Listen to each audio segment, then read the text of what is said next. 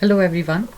So this is class number 2 of General Science and Technology, which is paper number 6 in Uttarakhand PSC Upper PCS Mains Examination, and your examination is scheduled between 23rd to 26th February 2023.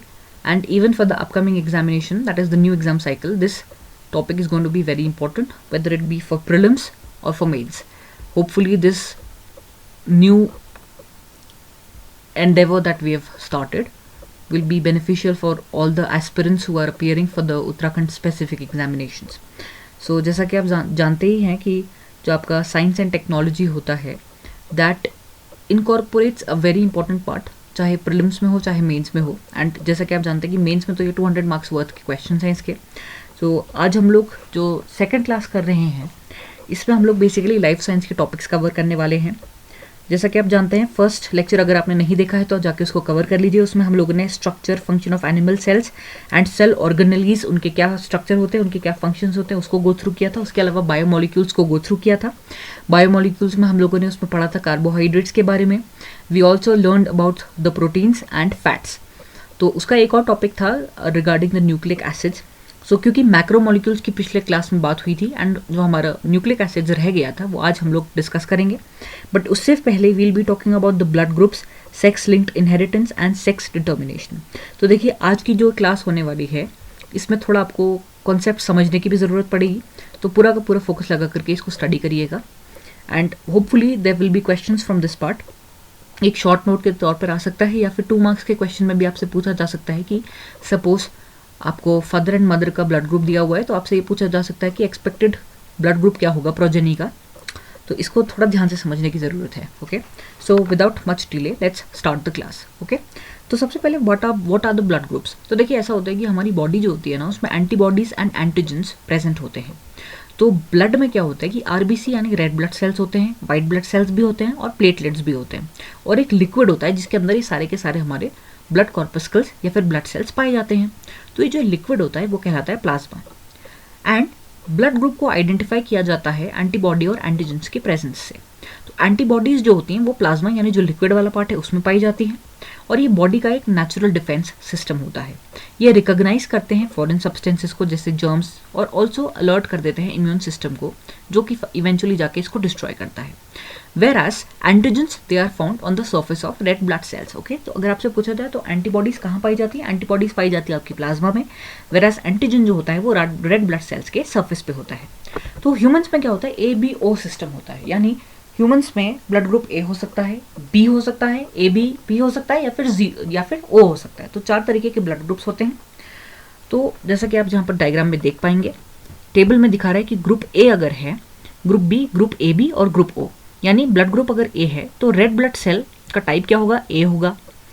तो इसका क्या अर्थ है, इसका ये मतलब है कि उसमें एंटी बी एंटीबॉडीज हैं उसके प्लाज्मा में, और एंटीजन जो है वो ए है. यानी कि अगर ब्लड ग्रुप ए है तो एंटीजन तो आपकी सेम होगी, यानी ए एंटीजन है तभी ब्लड ग्रुप ए है, लेकिन जो एंटीबॉडी होगी वो एंटी बी होगी, यानी उसका ऑपोजिट होगा. सिमिलरली अगर बी आपका ब्लड ग्रुप है तो इसका मतलब बी एंटीजन आपकी बॉडी में है लेकिन एंटी ए एंटीबॉडी आपके प्लाज्मा में है. अगर आपका ब्लड ग्रुप ए बी है इसका मतलब ए और बी एंटीजन दोनों के दोनों आपके आरबीसी में है और आपके बॉडी में कोई भी एंटीबॉडीज नहीं है इन द प्लाज्मा.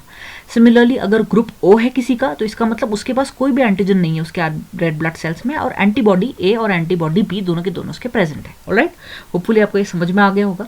तो देखिए एक और चीज़ आप देख सकते हैं कि यहाँ पर जो आपको डिपिक्ट कर रखा है तो इसमें स्पोक्स देखिए, रेड कलर के जो स्पोक्स हैं, यानी ए में क्या होंगे, आपके स्पोक्स होंगे एंटीजन के.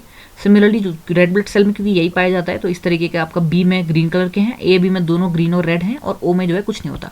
तो इसलिए ये क्या सिद्ध होता है कि जो ओ होते हैं वो ब्लड ग्रुप ओ से ही, क्योंकि ऐसा होता है ना कि एंटीबॉडी अगर आपकी बॉडी में प्रेजेंट है तो अगर कोई पर्टिकुलर उसका ऑपोजिट आ गया, फॉर एग्जाम्पल अगर ए ब्लड ग्रुप है किसी का और उसको आपने बी टाइप का ब्लड दे दिया तो उसकी बॉडी में क्योंकि ऑलरेडी एंटी बी था, अब वो एंटी बी का मतलब है कि वो बी में जाकर के अटैक कर देगा और eventually the person can even die. तो इस वजह से ब्लड ग्रुप के ट्रांसफ्यूजन, जब ब्लड ट्रांसफ्यूजन होता है तो ब्लड ग्रुप की स्टडी करना या ब्लड ग्रुप का पता होना बहुत ज़्यादा ज़रूरी होता है. इसी वजह से even before blood transfusion they always ask और दे ऑलवेज टेस्ट कि ठीक है भैया इसका ब्लड ग्रुप क्या है. Right, otherwise it can be fatal, यानी उससे डेथ भी हो जाएगी ऑर्गेनिज्म की. तो इससे क्या सिद्ध होता है कि जो ए है ना वो ब्लड किससे ले सकता है, वो खुद ए से तो ले ही सकता है और ओ से भी ले सकता है, क्योंकि ओ में जो होता है ना, कोई भी एंटीजन नहीं होता जिसपे जाके इसकी बॉडीज अटैक कर पाए। सिमिलरली अगर बी है तो बी से भी ले सकता है, ओ से भी ले सकता है। ए भी जो है वो किसी से भी ले सकता है, क्योंकि उसके पास कोई एंटीबॉडी नहीं है, वो अटैक ही नहीं करेगा। लेकिन ओ जो है, क्योंकि उसके पास दोनों तरीके की एंटीबॉडी हैं, इसीलिए वो सिर्फ और सिर्फ अगर ब्लड लेगा तो सिर्फ और सिर्फ ओ से ही ले सकता है। ये तो था ए बी ओ सिस्टम। एक और सिस्टम होता है जिसको बोला जाता है आर एच फैक्टर। तो आर एच फैक्टर में क्या होता है कि अगर आपकी बॉडी में वो एंटीजन है तो आप आर एच पॉजिटिव कहलाते हैं, और अगर वो नहीं है तो आर एच नेगेटिव। तो इसको भी ध्यान में रखना बहुत ज़्यादा जरूरी है। इसीलिए आपसे कहा जाता है कि आपका क्या ब्लड ग्रुप है, आप कहते हैं ए पॉजिटिव या ए नेगेटिव है। अगर ए पॉजिटिव है यानी कि आपकी बॉडी में एंटीजन ए तो है ही और साथ में आर एच पॉजिटिव भी है। ऑलराइट, अब इसका सिग्निफिकेंस मैंने आपको जैसा अभी बताया, तो यही बात है कि आपकी जो एंटीबॉडीज़ हैं वो रिकॉग्नाइज कर रही हैं, आपकी इम्यून सिस्टम को इवेंचुअली ट्रिगर कर रही हैं। एंड अगर आपने पहले चेक नहीं किया तो eventually they can be mixing, and blood की मिक्सिंग की वजह से they can be even death. तो इसीलिए जो है आर एच फैक्टर में भी कई बार ऐसा होता है कि अगर मदर जो है वो आर एच नेगेटिव है, तो कई बार ऐसा होता है कि if the child that she is carrying is R H positive, तो it can also lead to R H incompatibility and it results in a condition known as erythroblastosis. Okay, erythroblastosis fetalis, मतलब उसमें क्या होता है कि baby can even die if there is mixing of the blood of the mother who is R H negative and the baby who is R H positive. तो उसमें antibodies एक specific तरीके की दी जाती हैं मदर को, ताकि चाइल्ड पे कोई भी इम्पैक्ट ना पड़े। Okay, and this usually happens during the case of second pregnancy, क्योंकि जब फर्स्ट प्रेगनेंसी हो रही है मोस्टली उस टाइम पे मिक्सिंग ऑफ ब्लड नहीं होता है, तो उस टाइम पे मदर की बॉडी में वो एंटीबॉडीज नहीं फंक्शन कर रही होती है। लेकिन सेकंड टाइम अगर दोबारा से प्रेगनेंसी होती है एंड दोबारा से अगर बेबी जो है वो पॉजिटिव है whereas the mother is negative, then it can impact the child. Okay, now another topic is sex linked inheritance. तो सेक्स लिंक्ड इनहेरिटेंस का ये मतलब होता है कि देखिए कोई भी एक ऑर्गेनिज्म है उसमें दो तरीके के सेल्स पाए जाते हैं। एक होते हैं आपके ऑटोसोम्स, जो कि नॉर्मल आपके ऑटोसोम्स यानी कि जो सोमैटिक कैरेक्टरिस्टिक्स को एक्चुअली बेयर करते हैं, एंड दूसरे होते हैं सेक्स क्रोमोसोम्स, जिनकी वजह से सेक्स डिटरमाइन होता है।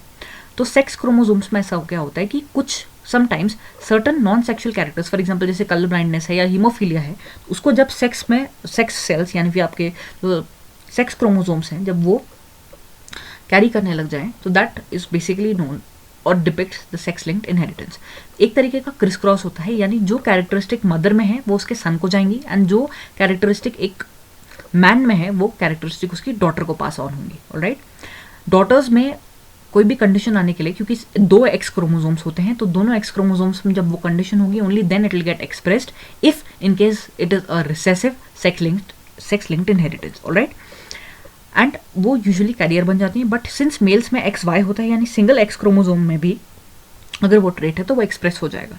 इसके दो एग्जाम्पल्स है, एक है कलर ब्लाइंडनेस और एक है हीमोफीलिया। ओके, तो कलर ब्लाइंडनेस में ऐसा होता है कि अगर किसी पर्टिकुलर मेल या फीमेल में दोनों जो आपका अगर फीमेल में दोनों एक्स में ये कलर ब्लाइंडनेस का जीन या अलील आ चुका है, तो उसमें क्या होगा कि she won't be able to see और distinguish between red and green colour.